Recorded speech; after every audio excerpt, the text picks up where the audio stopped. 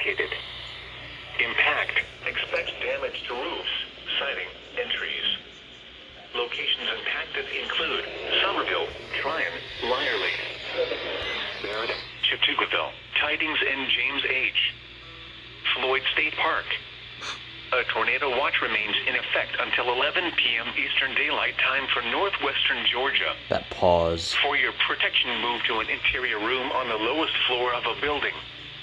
If you see wind damage, hail, or flooding, wait until the storm has passed, and then call the National Weather Service toll-free at 1-866-7-634-466 or tweet us your report at NWS Atlanta.